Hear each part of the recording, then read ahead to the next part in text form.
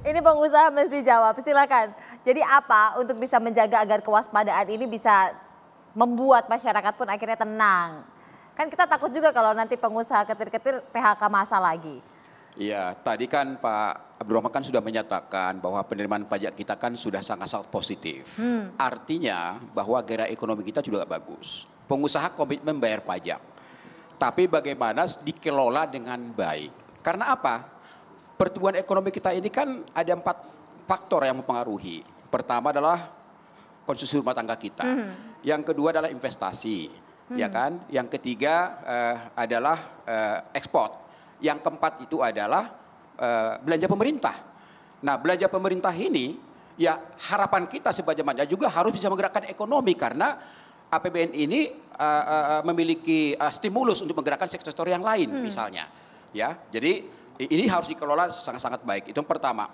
Yang kedua, ya kita tahu bahwa Menteri Investasi dalam laporan semester pertama investasi kita cukup positif. Ya. Itu tumbuh saat ini sudah mencapai 48,7% di sekitar 488 triliun. Artinya itu akan sangat-sangat mampu menopang dari pertumbuhan ekonomi kita.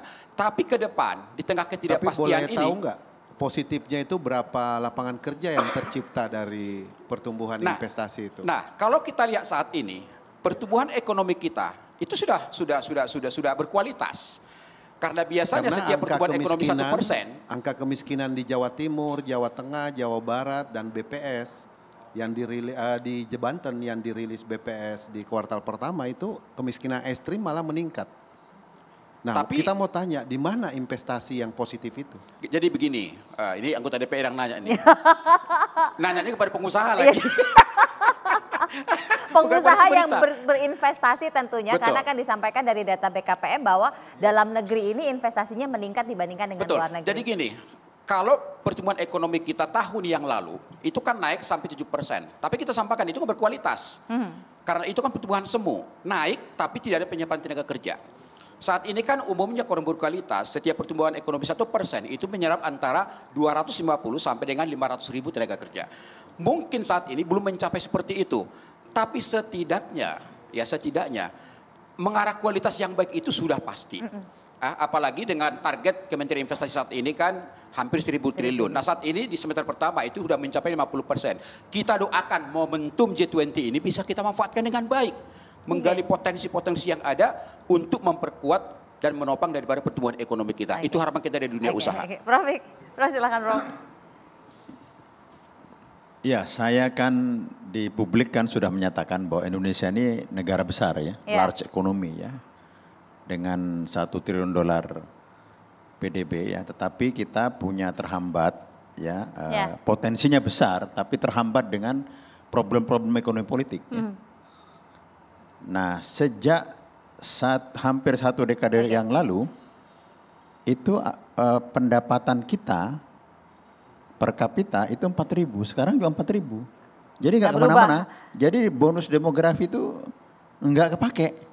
Jadi saya khawatir nih pemerintah ini selain tidak menaikkan apa-apa, mewariskan banyak. Kalau Pak Prabowo jadi presiden, warisannya berat nanti.